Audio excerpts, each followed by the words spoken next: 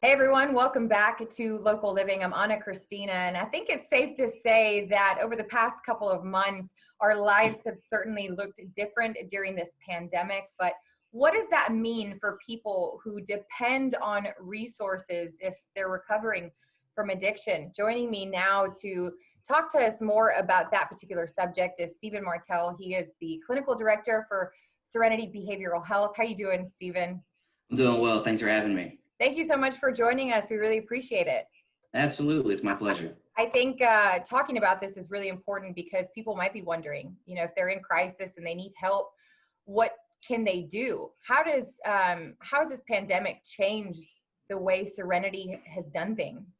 Sure. No, the pandemic has been definitely an impactful part of our lives. And for Serenity, as far as the resources that we provide, we're still open pretty much 7:30 to 5, Monday through Friday, whether it's at our Augusta clinic or our Thompson clinic, to continue to serve the community for their mental health, substance use disorder, and their intellectual and developmental disability needs.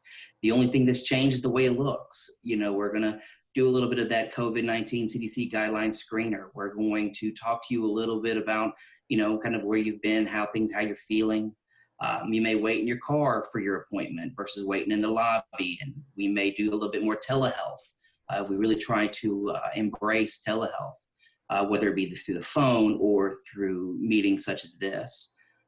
So yeah, we're still here. We're still open. We're still providing crisis services, walk-in services and all that to continue to serve. Well, I think it's interesting you mentioned telehealth. So we're all figuring out new ways of doing things, and telehealth has provided you a way to meet with people still and connect with them. But has that physical aspect, the lack of that, affected their process of recovery?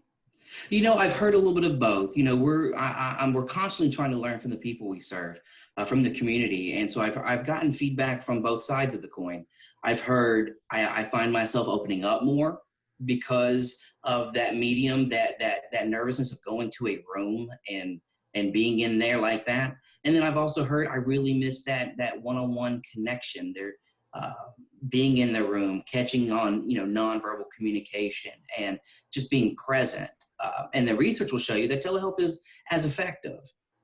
So we're getting all kinds of feedback. This is a new venture for most of us, trying to figure out how we're doing it. But yeah, so there is a little bit of a difference. Well, and I think it's important to note that people are going to start to realize that they're more capable. You and I were able to chat before, and it's just awesome to see the resilience of the American people in general, and how we're fighting through and finding new ways of doing things. What are some tips that you would suggest for people that are in recovery? Sure. So one of the biggest things when I talk to people in recovery and ask them what are they doing, and one of the biggest things I heard is maintain your schedule. Try and do everything as normal as possible. If that's just scheduling your day out, take your shower, keep your routine, stay connected to your support networks. One person in recovery told me a great bit of advice. He said that it's important for me not to isolate mentally, even when I have to be physically alone. So staying connected and reaching out and, kind of doing those things that you always had with, if I only had the time, I would do that. You have that time to do it. Absolutely. Well, and Stephen, if somebody is needing help, I know that there's a Georgia crisis line. Why don't you share that with everybody? Absolutely. So the Georgia Crisis and Access Line, it's a 24/7, 365 phone number that you can, if you ever find yourself in the middle of a crisis and you need to reach out to help, please call them, and they can get you in line with a clinician to kind of help you figure out your next steps and what you can do. That number is 1-800-715-4225. And of course, your website is serenitybhs.com. And I know there's something newly added to that. Why don't you tell everybody quickly about what that is? Sure. So if you're interested in finding a resource in our CSRA area, we do have a resource guide that you can download and print off. If you're curious to know where a food pantry is, where their hours, it's on there. Dental care, health care, any kind of resource in the community, it's available to you to print, download, keep. I will warn you, it's a relatively big resource guide. There are a lot of resources out there in the community to help us.